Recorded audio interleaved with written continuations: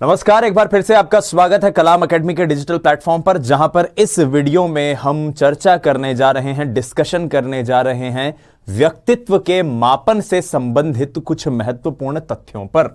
जैसा कि मैंने पिछले वीडियो में भी आपको बताया कि व्यक्तित्व यानी कि पर्सनालिटी नामक जो आपका टॉपिक है, उससे जो प्रश्न बनते हैं वो या तो उसके वर्गीकरण से होंगे आपके लिए, और अगर वर्गीकरण के प्रश्न नहीं आते हैं तो पूरी पूरी संभावना बनती है कि ये जो सेक्शन हम इस वीडियो में डिस्कस करेंगे इससे प्रश्न बने।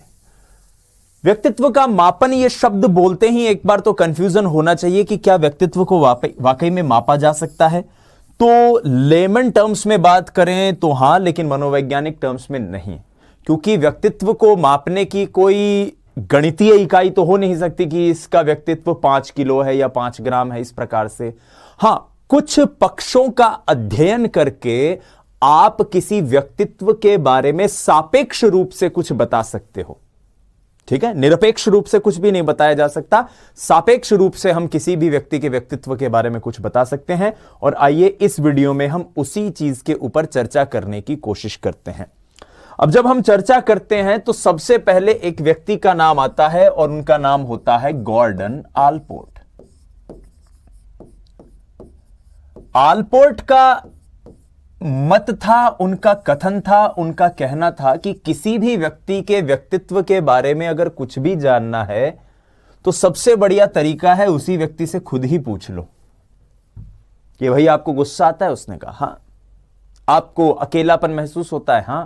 आपको डर लगता है? हां। और ऐसी बातें जब वो व्यक्ति अपने बारे में कुछ कह रहा है, उनका अध्ययन करके, समग्र रूप से अध्ययन करके आप किसी व्यक्ति के व्यक्तित्व के बारे में जान सकते हो।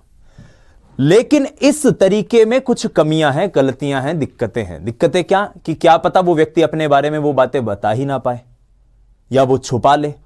तो ऐसे कारणों के चलते व्यक्तित्व के मापन के 2 प्रमुख प्रारूप हैं, वो अस्तित्व में आते हैं। पहला, आत्म प्रतिवेदन मापन। आत्म मतलब सेल्फ, व्यक्ति स्वयं अपने बारे में कुछ ना कुछ बता दे, और प्रतिवेदन मतलब रिपोर्ट।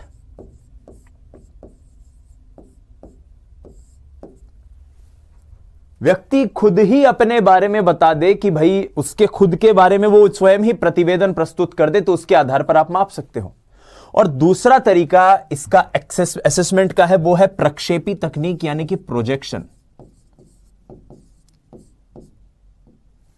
अब हमें अगर कोई गुस्सा आता है, एक मैं एग्जांपल से कहता हूं कि हमें अगर गुस्सा आए तो हम क्या करेंगे? हम सामने वाले को, पूरी दुनिया को ये बताते चलेंगे, देखो भाई मुझे गुस्सा आ रहा है, देखो मुझे गुस्सा आ रहा है, देखो मुझे गुस्सा आ रहा है, देखो मुझे गुस्सा आ रहा है। या हम कुछ इस तरह का व्यवहार करेंगे, कोई सामने कोई चीज रही उसे उठा के फेंक दिया, कोई सामने कोई आ गया उसको पीट दिया, तो उस व्यवहार के जरिए हम ये प्रोजेक्ट करने की कोशिश करेंगे, हम सामने वाले पर ये प्रक्षेपित करने की कोशिश करेंगे कि देखो हम गुस्से में हैं। आपका जवाब होगा साहब दूसरा वाला तरीका है। प्रोजेक्शन तकनीक में वही होता है कि व्यक्ति जिस प्रकार का व्यवहार आम तरीके से करता है, प्रोजेक्ट करता है, उस व्यवहार का अध्ययन किया जाता है और उसके आधार पर प्रोजेक्शन तकनीक के जरिए या इस प्रक्षेपी तकनीक के जरिए, माफ कीजिएगा, यह तय किया जाता है कि उसका व्यक्तित्व कैसा है। क्या है इनमें अंतर, क्या है इनमें खूबियां, वो बात करेंगे। और तीसरा तरीका है वो है बिहेवियरल एनालिसिस, कि आप किसी के बिहेवियर की स्टडी कर रहे हो, स्थिति परक परीक्षण के द्वारा, साक्षात्कार विधि के द्वारा, केस स्टडी के द्वारा, वो सारी चीजें इस तीसरे तरीके में आती है। तो आइए मापन की बात करते हैं व्यक्तित्व के। और पहला सबसे इंपॉर्टेंट जो है आत्म प्रतिवेदन मापन, सेल्फ इनवॉल्यूंटरी जो है, जिसमें व्यक्ति से स्वयं से उसके व्यक्तित्व से जुड़ी हुई चीजों को पूछा जाता है, उसकी बात करते हैं, सेल्फ रिपोर्ट की बात करते हैं। तो आत्म प्रतिवेदन मापन, जिसमें व्यक्ति से स्वयं से उसके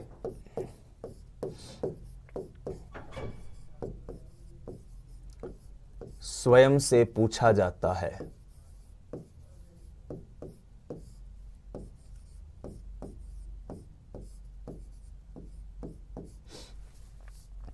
इसमें जो पहला आपको नाम याद रखना, आपको क्या याद रखना है अब ये भी मैं साथ में बताता चलता हूं।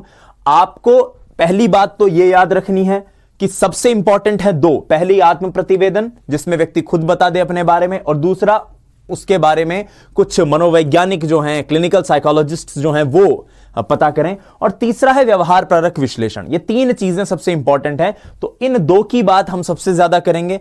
इन्हीं दो से प्रश्न आता है। तो आपको पहली चीज तो ये याद रखनी है कि आत्म प्रतिवेदन तकनीकें कौन कौन सी है, और दूसरा आपको याद रखना कि उस तकनीक से जुड़े हुए कोई 2-4 मुख्य बिंदु जिनसे प्रश्न बन सकता है अगर बनेगा तो। आइए अब एक एक करके डिस्कस करना शुरू करते हैं। तो सबसे पहले मिनेसोटा बहुपक्षीय व्यक्तित्व सूची की बात करते हैं। क्या था ये? कुछ भी नहीं था, बहुत सारे सवालों की सूची थी जो व्यक्ति को दे दी जाती थी, और उन सवालों के वो सही जवाब, ट्रू फॉल्स, सही गलत के हिसाब से देखे और उसके व्यक्तित्व का अंदाजा लगा दिया जाता था। मिनेसोटा वो शहर है जहां पर यूनिवर्सिटी स्थित है, और इसी विश्वविद्यालय में सबसे पहले MMPI जो है, मिनेसोटा मल्टीफेजिक पर्सनैलिटी इनवॉल्यूंटरी जो है, वो सबसे पहले अस्तित्व में आई थी, सबसे पहले उसे तैयार किया गया था, तो इसीलिए मिनेसोटा के नाम से यह जाना जाता है। इससे जुड़े हुए महत्वपूर्ण बिंदु में सबसे पहला बिंदु आता है कि 1900 के दशक में 2 मनोवैज्ञानिकों द्वारा इसे तैयार किया गया। एक थे हैथवे और दूसरे थे मैकिनले। तो पहला पॉइंट क्या है?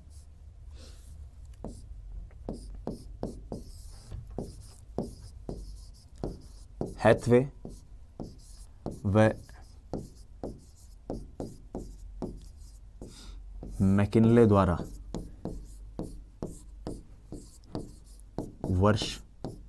वर्ष तो कहना गलत होगा, 1900 के दशक में मिनेसोटा विश्वविद्यालय में तैयार किया गया। पहला पॉइंट याद रहेगा। 4-5 पॉइंट है जो आपको याद रखने हैं, और इस वीडियो में आपको सारे कंठस्थ हो जाएंगे। आपको बस ध्यान से इस वीडियो को देखना है, कोई भी पॉइंट स्किप नहीं करना है, ठीक है? तो पहला पॉइंट आपको याद, हैथवे व मैकिनले द्वारा इसे तैयार किया गया मिनेसोटा विश्वविद्यालय में। लेकिन आपकी परीक्षा में जब भी प्रश्न पूछा जाएगा, ये याद रखिएगा, आपकी परीक्षा में जब भी प्रश्न पूछा जाएगा तो लिखा हुआ आपको मिलेगा MMPI 2। यहां सिर्फ अभी तक MMPI लिखा हुआ था, लेकिन एग्जाम में जब भी पूछा जाता है वो MMPI 2 लिखा हुआ जाता है। क्यों? क्योंकि वर्ष 1989 में इसमें व्यापक परिवर्तन हुए और इसका दूसरा संस्करण प्रचलन में आया, ठीक है? तो दूसरा पॉइंट यहां पर क्लियर, क्या? वर्ष 1989 में इसमें व्यापक परिवर्तन हुए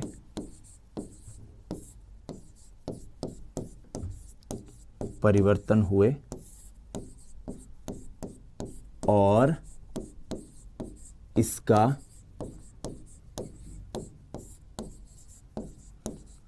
दूसरा संस्करण प्रचलन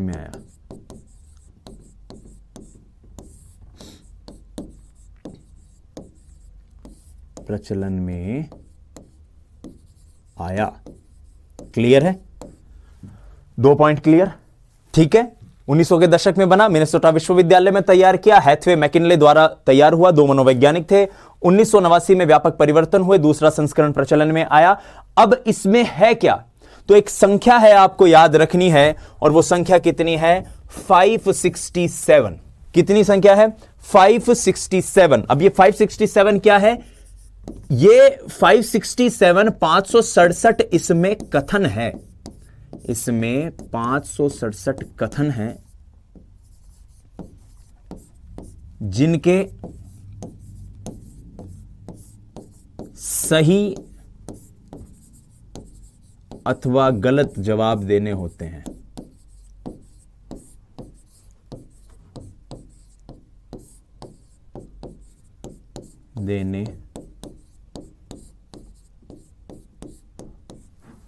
कि कोई चीज सही है या गलत है। मान लीजिए एक एग्जाम्पल के तौर पर, मैं एग्जैक्टली नहीं बता रहा हूं, मान लीजिए क्या आपको गुस्सा आता है? हां ना, आपने टिक कर दिया। क्या आपको लगता है कि आप कोई घर में नहीं होता तो आप अकेला महसूस करते हैं, या आपको डर लगता है? हां ना, इस तरह के सवाल कर दिए। क्या आपको आपके कोई परिवार या मित्र जब आपसे बात करते हैं तो आपको इरिटेशन होती है, चिड़चिड़ाहट महसूस होती है? हां ना, इस तरह से। तो ऐसे कुछ कथन है इसमें, एग्जैक्टली ऐसे नहीं है जैसे मैं आपको बता रहा हूं, मैं सिर्फ आपको बता रहा हूं कि कथन किस प्रकार के हो सकते हैं और किस तरह से उनके उत्तर दिए जा सकते हैं। तो हैथवे, मैकिन्ले और ये इतने कथन है जिनके आधार पर इसमें व्यक्तित्व का मापन होता है। चौथा पॉइंट जो इसमें है वो ये कि इसमें 3 वैधानिक मापनियां हैं और 10 उपमापनियां हैं। इसमें ज्यादा डिटेल में नहीं जाना, आपको बस इतना सा ध्यान रखना है, 3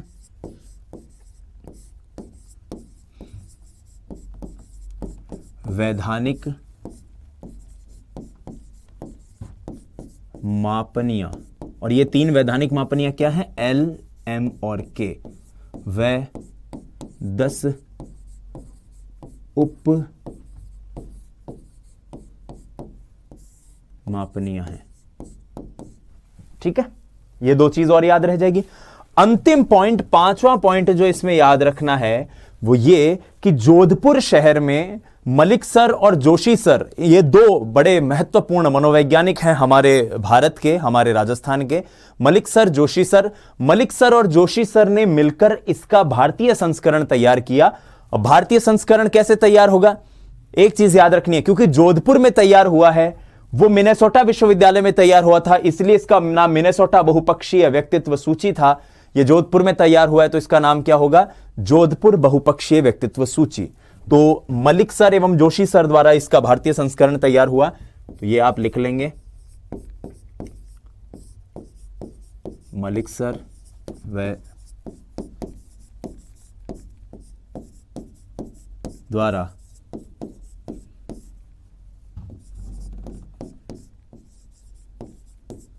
जोधपुर बहुपक्षीय व्यक्तित्व सूची।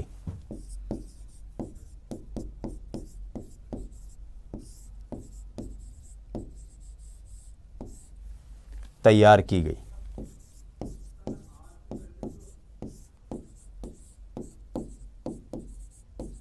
तो ये क्या है? ये इसका भारतीय संस्करण है। क्लियर है? इतनी सी बात आपको याद रखनी है। MMPI 2 से जुड़ा हुआ अगर कोई भी सवाल आपकी परीक्षा में पूछा जाता है तो इन 5 लाइनों के अलावा और कोई छठी लाइन नहीं आएगी आपकी परीक्षा में, आपको बस इसे ही याद रखना है। आइए अब आगे बात करते हैं मिनेसोटा के बाद आइजेंक के व्यक्तित्व प्रश्नावली की। यह है आइजेंक की व्यक्तित्व प्रश्नावली, जिसको EPQ कहते हैं। ठीक है, आइजेंक पर्सनैलिटी क्वेश्चनेयर। अब ये आइजेंक की अगर व्यक्तित्व प्रश्नावली आपको याद हो तो पिछले वीडियो में हमने हैंस आइजेंक को जब पढ़ा था तब हमने जाना था कि उन्होंने 3 तरह की बात की थी। क्या? अंतर्मुखता, बहिर्मुखता। ठीक है, उसके बाद तंत्रिका तापिता बनाम सामवेगिक स्थिरता। उसके बाद तीसरा और अंतिम जो उन्होंने जोड़ा था मनस्तापिता बनाम सामाजिकता। तो इन्हीं तीनों को आपको याद रखना है और इन्हीं के आधार पर हैंस आइजेंक व्यक्तित्व की बात करते हैं, व्यक्तित्व के मापन की बात करते हैं। आइए आइजेंक को लेकर कुछ 4-5 पॉइंट जो बनते हैं उनको लिख लेते हैं। तो पहला पॉइंट यहां पर यह आता है कि हैंस आइजेंक ने एक संख्या याद रखनी है। हैंस आइजेंक ने अपने व्यक्तित्व के मापन करने वाली प्रश्नावली में, इस क्वेश्चनेयर में, यह भी आत्म प्रतिवेदन के अंतर्गत आती है, 32 विशेषकों का इस्तेमाल किया। ठीक है, तो पहला पॉइंट क्या है? आइजेंक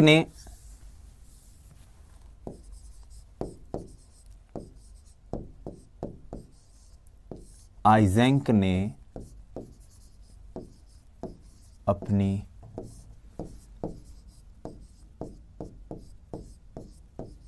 व्यक्तित्व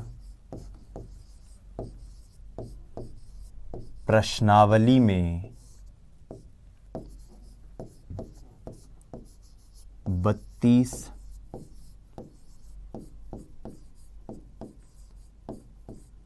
विशेषकों का प्रयोग किया। पहला पॉइंट तो आइजेंक को लेकर आपको यह याद रखना है। दूसरा पॉइंट कि आइजेंक ने जब शुरुआत में अपनी प्रश्नावली दी थी तो उसमें केवल 2 ही आयाम थे। कौन से 2 आयाम? वो 2 आयाम जो हमने पिछली वीडियो में जब आइजेंक को पढ़ा था, जब हमने विशेषक उपागम और प्रारूप उपागम के बीच में जब उन्हें आइजेंक को समझा था, तब जो शुरुआती 2 आयाम थे, 3 ही तो आयाम है उनके जिनकी अभी हमने बात की। तो प्रारंभ में इसमें 2 आयाम थे, यह भी बात याद हो जाएगी। ठीक है, प्रारंभ में, मैं कह रहा हूं ये वीडियो आप साथ में देखते हुए चलिए, आपको एक एक पॉइंट व्यक्तित्व के मापन का याद हो जाएगा, बस साथ में चलिए। प्रारंभ में इसमें 2 आयाम थे।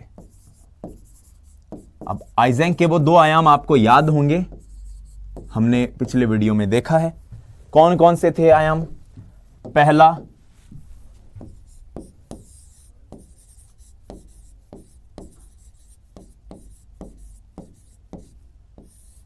अंतर्मुखता बनाम बहिर्मुखता, और दूसरा बताइए?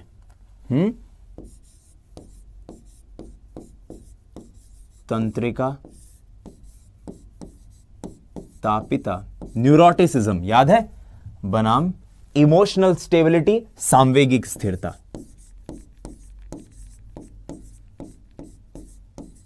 सामवेगिक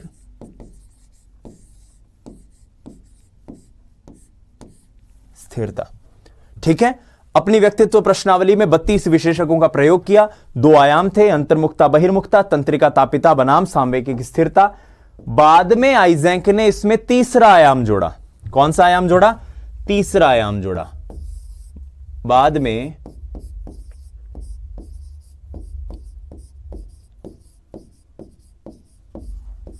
तीसरा आयाम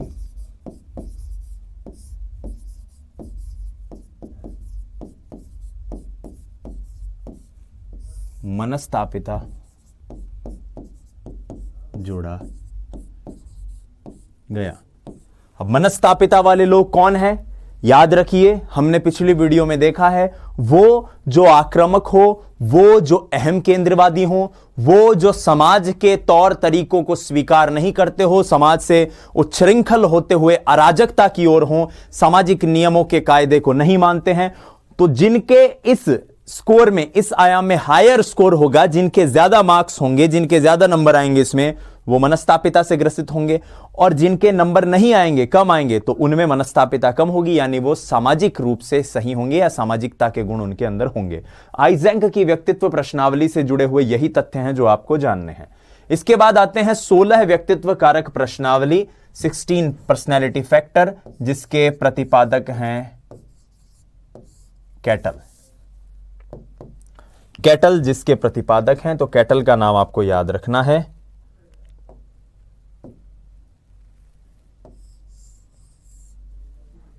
ठीक है, यह कैटल से जुड़ा हुआ एक तथ्य है जो आपको ध्यान रखना है। अब आइए, क्या है इससे जुड़ी हुई चीजें, क्या है इससे जुड़े हुए तथ्य, जान लेते हैं। 16 व्यक्तित्व कारक प्रश्नावली से जुड़े हुए तथ्य। पहली चीज, कैटल, आपको पहले भी पता है कि कैटल ने शील गुणों के आधार पर परिभाषित किया था। एक मूल गुण बताए थे, एक सतही गुण बताए थे। तो शील गुणों के आधार पर पहला पॉइंट आपको याद रखना है, क्या?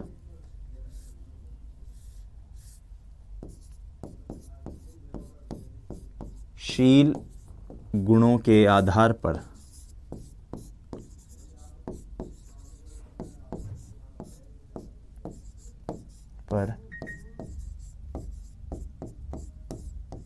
व्यक्तित्व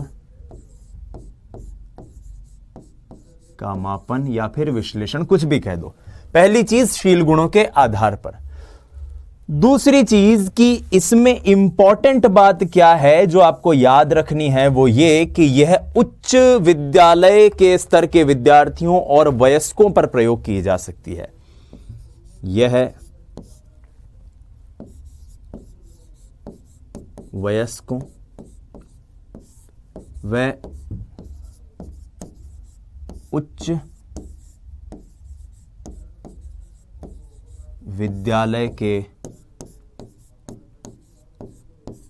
स्तर के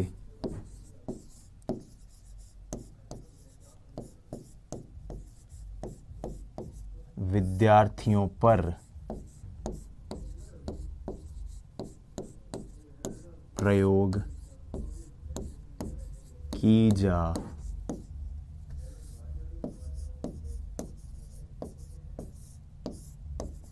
सकती है। तो परीक्षा में प्रश्न आएगा कि क्या छोटे बच्चों पर कैटल की व्यक्तित्व कारक प्रश्नावली का प्रयोग किया जा सकता है? उत्तर क्या होगा? नहीं। उत्तर क्या है? नहीं।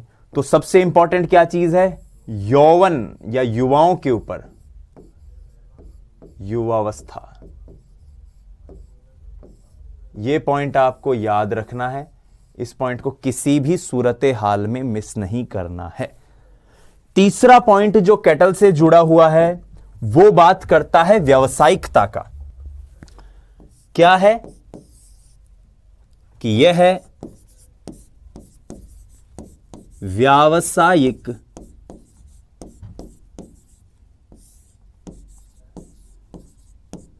निर्देशन, व्यावसायिक अन्वेषण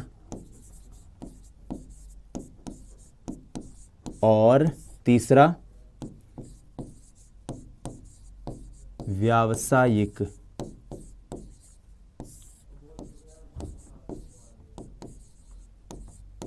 परीक्षण में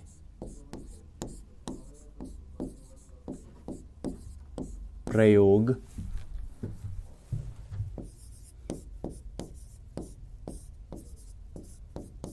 होता है।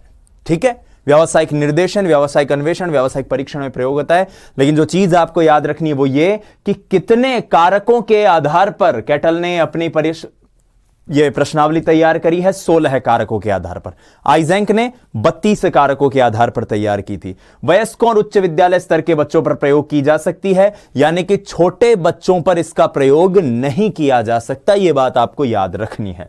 अब अगले पॉइंट पर आते हैं, वो है बेल समायोजन आविष्कारिता। और बेल समायोजन आविष्कारिता में आपको जिस व्यक्ति का नाम याद रखना है वो है हुथ एम बेल। तो हुथ एम बेल उनका नाम होता है जिन्होंने यह आविष्कारिता या ये जो इनवॉल्यूंटरी है जो तैयार की थी। आविष्कारिता का मतलब कुछ नहीं है, एक टेस्ट है। जैसे अब आपका जो पेपर है जिसके जरिए आप एग्जाम दोगे, सेलेक्ट हो जाओगे, जिसमें आपके मार्क्स आएंगे, तो ये पेपर किसने तैयार किया? तो इस तरह ये जो टेस्ट हैं, मनोवैज्ञानिक टेस्ट हैं, ये किसने डिजाइन करे? बस इसी की बात इसके अंतर्गत आती है। क्लियर है आपको?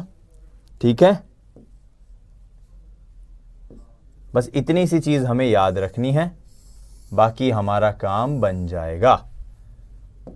हुथ एम बेल के द्वारा इसे तैयार किया गया। अब आइए इससे जुड़े हुए पॉइंट जान लेते हैं।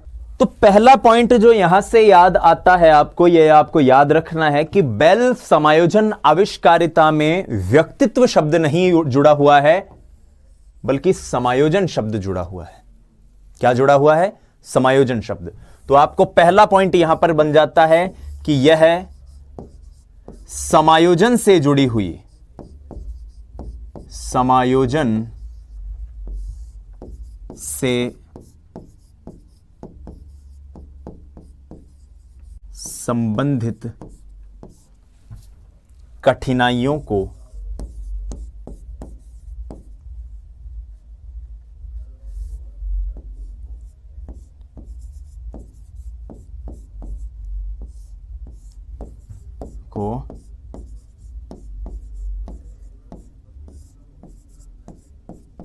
मापता है। पहली बात, प्रश्न ऐसे आ जाए कि निम्न में से कौन सा है ऐसा व्यक्तित्व के मापन का परीक्षण या आत्म प्रतिवेदन परीक्षण जो मुख्यतः समायोजन से जुड़ी हुई कठिनाइयों को मापता है? तो नाम में ही समायोजन है जिसमें बेल समायोजन आविष्कारिता, तो उत्तर क्या हो जाएगा? हुथ एम बेल। ठीक है, या बेल समायोजन आविष्कारिता। दूसरा पॉइंट यहां पर जो हमें याद रखना है वो ये कि इसके दो कार्य हैं, यानी ये समायोजन की कठिनाइयों को तो नापता है लेकिन दो तरह से नापता है। एक तो कोई विद्यार्थी अगर समायोजन की समस्या को ग्रहण कर रहा है, महसूस कर रहा है या उससे जूझ रहा है, और दूसरा व्यावसायिक स्तर पर, तो इसके दो कार्य हो गए, कौन सा, व्यावसायिक और विद्यार्थी, या फिर दो प्रकार के तरीकों पर यह इस्तेमाल हो सकता है, व्यक्तियों पर इस्तेमाल हो सकता है। तो याद क्या रहेगा, इसके दो कार्य हैं,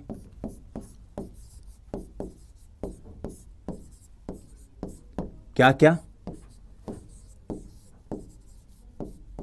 विद्यार्थी और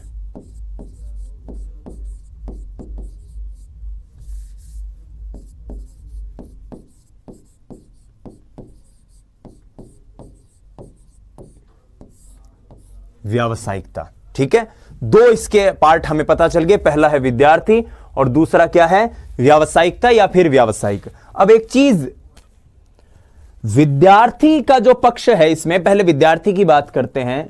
तो विद्यार्थी के केस में जब इसे इस्तेमाल किया जाएगा, इस आविष्कारिता को, इस इनवॉलंटरी को या इस टेस्ट को प्रयोग किया जाएगा, तो उसमें कुल 140 एकांश या आइटम होंगे। प्रश्न हो सकते हैं, टास्क हो सकते हैं, गतिविधियां हो सकती हैं, कितने, 140। और उन 140 एकांशों के जरिए 4 महत्वपूर्ण भागों में या 4 महत्वपूर्ण पक्षों का इसमें मापन होगा। 140 एकांश और 4 पक्ष। तो ठीक है, यह पॉइंट हम याद रख लेते हैं।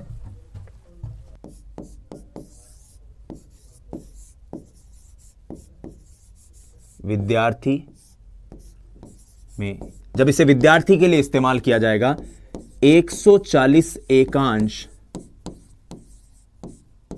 प्रयोग होते हैं,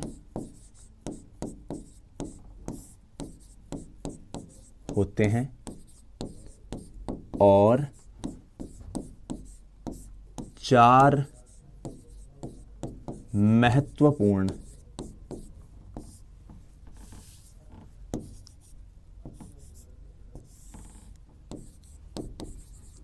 पक्षों में मापन होगा, पक्षों का मापन होगा। अब ये 4 क्या क्या हैं, ये 4 आपको याद रखने हैं। पहला,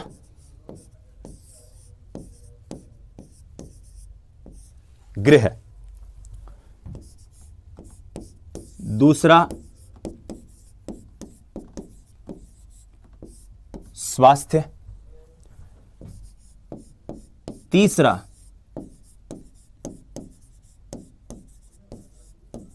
सामाजिक स्थिति, और चौथा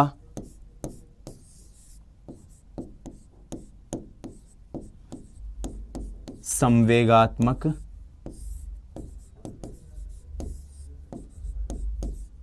स्थिति।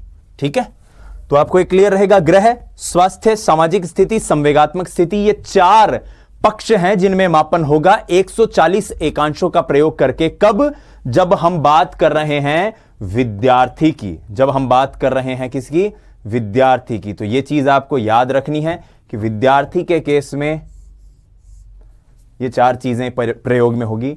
जब मैं व्यावसायिक स्तर पर इसका प्रयोग करता हूं या व्यावसायिक की बात करता हूं, तो उसमें 20 एकांश और जोड़ दिए जाते हैं। बस इतनी सी बात है, इतना सा अंतर है जिसको आपको याद रखना है कि जब हम व्यावसायिक की बात करेंगे,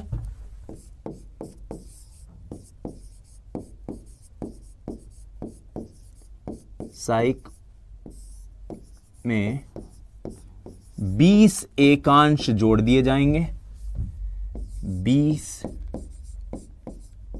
एकांश जोड़े जाते हैं,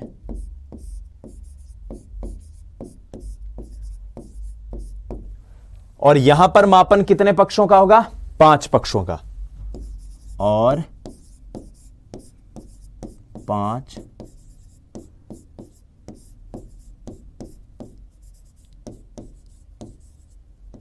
बस। बेल समायोजन आविष्कारिता को अगर याद रखना है तो आपको बस इतनी सी चीजें याद रखनी है। ठीक है, 4 महत्वपूर्ण पक्षों में मापन, और 5 पक्षों में मापन यहां पर ग्रह, स्वास्थ्य, सामाजिक स्थिति, संवेगात्मक स्थिति और व्यवसायिक में 20 एकांश और जोड़ दिए जाएंगे। 5 पक्षों में मापन। तो यहां पर बेल समायोजन आविष्कारिता भी क्लियर। आगे बढ़ते हैं, वुडवर्थ के व्यक्तित्व मापक यंत्र की बात करते हैं। वुडवर्थ, तो वुडवर्थ से जुड़े हुए आपको 2 तथ्य याद रखने हैं। पहला, 1918 में इसकी शुरुआत हुई और दूसरा, इसमें 116 प्रश्न होते हैं जिनके उत्तर हां या ना में देने होते हैं। तो पहला पॉइंट याद रखते हैं, ठीक है। क्या है पहला पॉइंट? कि इस परीक्षण का प्रारंभ 1918 में हुआ। इस परीक्षण का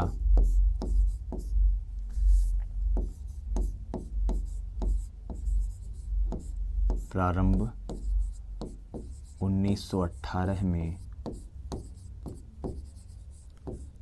हुआ। और दूसरा पॉइंट क्या है? कि इसमें 116 प्रश्न हैं। इसमें 116 प्रश्न होते हैं जिनके उत्तर हां अथवा ना में देने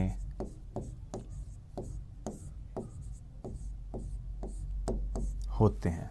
ठीक है, 116 प्रश्न होते हैं जिनके उत्तर हां या फिर ना में आपको देने हैं। अब ये प्रश्न किस तरह की विशेषता को अपने अंदर घेरे हुए होते हैं, तो ये एक पॉइंट है जो आपको याद रख लेना है कि शारीरिक लक्षण, डर, चिंता, भावना आदि से संबंधित होते हैं। ठीक है, शारीरिक लक्षण,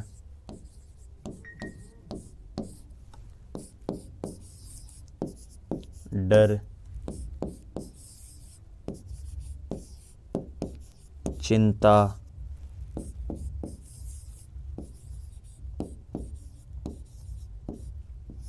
भावना, इन सब से जुड़े हुए प्रश्न इसके अंदर समाहित होते हैं। सिंपल सा फैक्ट है। वुडवर्थ के बाद हमें ऑलपोर्ट का एएस प्रतिक्रिया अध्ययन जानना चाहिए। ऑलपोर्ट का एएस प्रतिक्रिया अध्ययन, ऑलपोर्ट तो नाम ही हम एक ही व्यक्ति का सुनते हैं। कौन? Gordon Allport. गॉर्डन ऑलपोर्ट का ये हमारा कथन है, और माफ कीजिएगा ये परीक्षण है, और गॉर्डन ऑलपोर्ट के इस परीक्षण को हम जानने की कोशिश करते हैं। ठीक है, आइए, तो गॉर्डन ऑलपोर्ट के इस परीक्षण से जुड़े हुए कुछ फैक्ट्स हैं जिनको याद रखना है। 3-4 बिंदु हैं जिनको समझने की जरूरत है। पहला, इसकी रचना 1928 में हुई।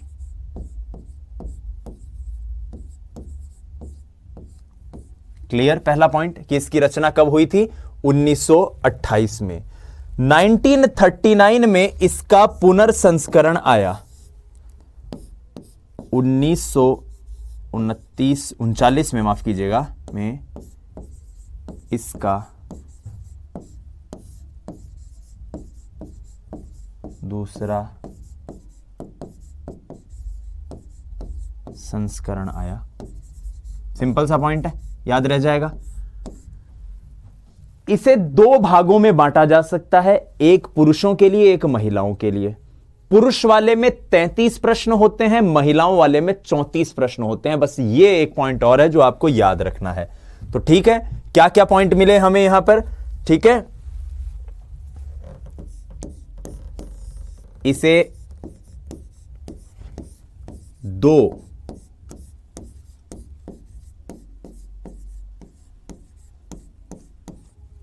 प्रतिरूपों में बांटा जा सकता है।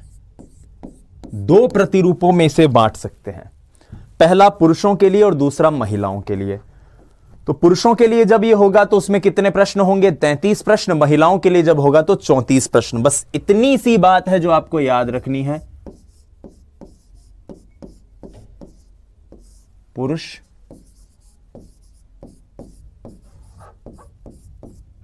महिलाएं, ठीक है।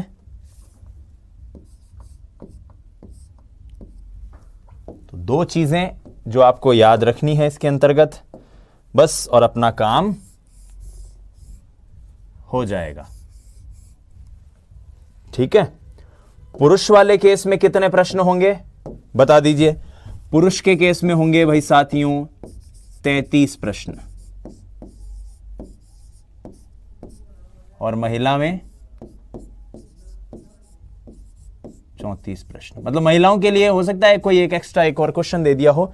बस इसी के आधार पर, इन्हीं तथ्यों के आधार पर आप आलपोर्ट का जो एएस प्रतिक्रिया अध्ययन है उसके बारे में जान सकते हो। अब एएस प्रतिक्रिया अध्ययन, एएस ये अंग्रेजी का शब्द है, इसका अर्थ होता है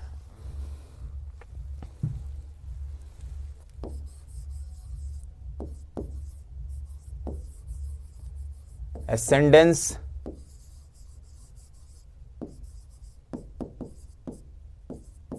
submission, reaction study. ascendance, submission, reaction study ये गॉर्डन आलपोर्ट की है। तो आत्म प्रतिवेदन मापनी से जुड़े हुए कुछ महत्वपूर्ण तथ्य हमने यहां पर देखे। अब इसके बाद जो मापनी सबसे ज्यादा प्रचलन में आई और आज भी जिसको व्यक्तित्व का मापन करने के लिए, परीक्षण करने के लिए सबसे ज्यादा प्रयोग में किया जाता है, वो है प्रक्षेपी तकनीक, जिसकी चर्चा हम नेक्स्ट वीडियो में करेंगे। लेकिन ये प्रक्षेपी तकनीक आई ही क्यों सामने? वो इसलिए सामने आई क्योंकि आत्म प्रतिवेदन तकनीक में कुछ कमियां थी। ये कमियां आपको पता होनी चाहिए, एक आप मनोविज्ञान के विद्यार्थी हो तो, कि आत्म प्रतिवेदन तकनीक में कुछ कमियां थी। क्या कमियां थी भाई? आइए समझने की कोशिश करते हैं।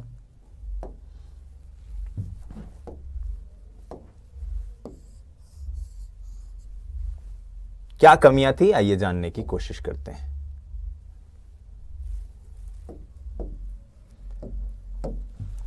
तो पहली कमी जो आत्म प्रतिवेदन मापनी में दिखती है, नंबर 1, वो है सामाजिक वांछनीयता। सामाजिक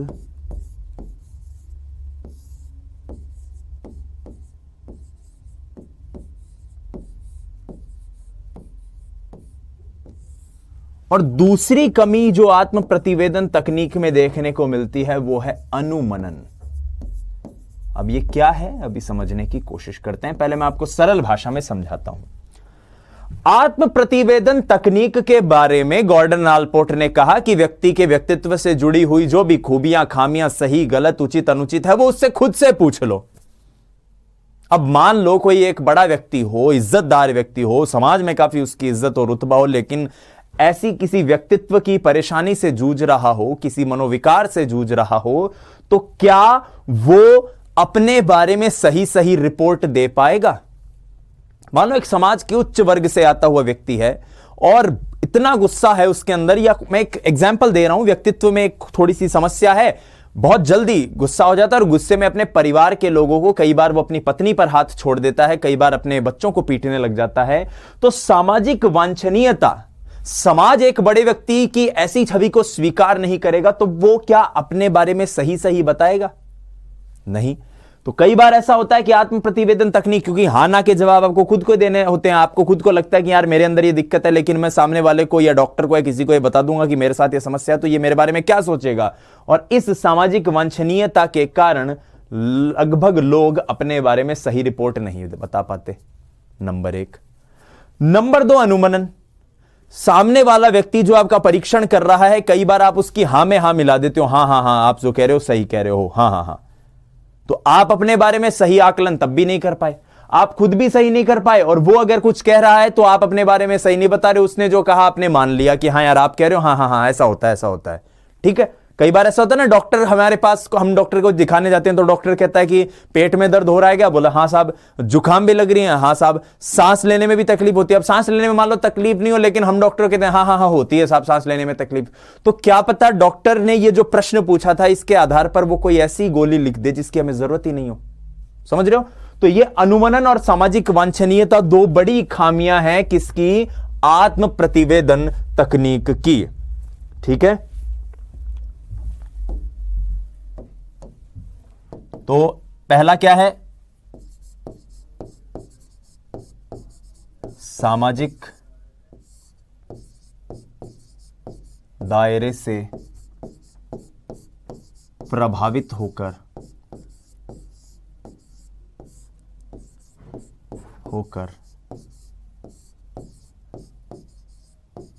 गलत उत्तर देना, और दूसरा बिना विरोध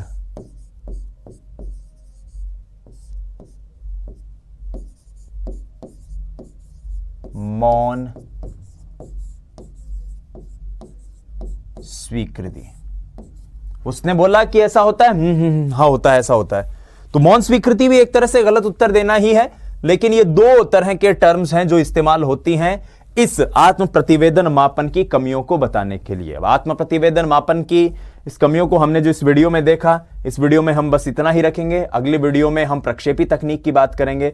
तो सबसे पहले आत्म प्रतिवेदन में हमने जाना मिनेसोटा बहुपक्षीय व्यक्तित्व सूची को हैथवे मैकिनले द्वारा जिसे तैयार किया गया है, और वर्तमान में इसका MMPI 2 दूसरा संस्करण प्रचलन में है।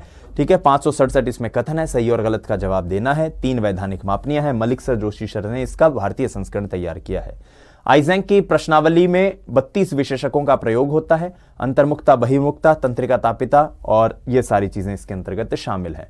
16 व्यक्तित्व कारक प्रश्नावली 16 PF कैटल द्वारा तैयार किया गया है। वयस्कों और उच्च विद्यालय के बच्चों पर ही इस्तेमाल हो सकता है, छोटे बच्चों पर इसका प्रयोग नहीं किया जा सकता। उसके बाद बेल समायोजन आविष्कारिता, जो समायोजन से जुड़ी हुई चीजों पर बात करता है। 2 कार्य हैं, विद्यार्थी के लिए, व्यवसायिक के लिए। 140 एकांश है। ग्रह, स्वास्थ्य, सामाजिक स्थिति और संवेगात्मक स्थिति, इन 4 महत्वपूर्ण पक्षों में मापन होता है, और व्यवसायिक में 20 एकांश और जोड़ के 5 पक्षों में मापन हो जाता है। वुडवर्थ 1918 में प्रारंभ, 116 इसमें प्रश्न है। और आलपोर्ट के अंदर 2 प्रतिरूप है, पुरुषों का स्त्रियों का। पुरुष में 33 प्रश्न है, स्त्रियों में 34 प्रश्न है। कमियां, सामाजिक वांछनीयता और अनुमनन। तो इस वीडियो में हम यहीं तक चलेंगे। अगली वीडियो में हम बात करेंगे प्रक्षेपी तकनीक को लेकर कि प्रक्षेपी तकनीक में क्या क्या चीजें होती हैं, क्या क्या इसकी खूबियां हैं, क्या क्या खामियां हैं, और कौन कौन से प्रयोग इसके अंतर्गत आते हैं। धन्यवाद। जय हिंद, वंदे मातरम। स्वस्थ रहिए, मस्त रहिए, अपनी तैयारी में व्यस्त रहिए। नमस्कार।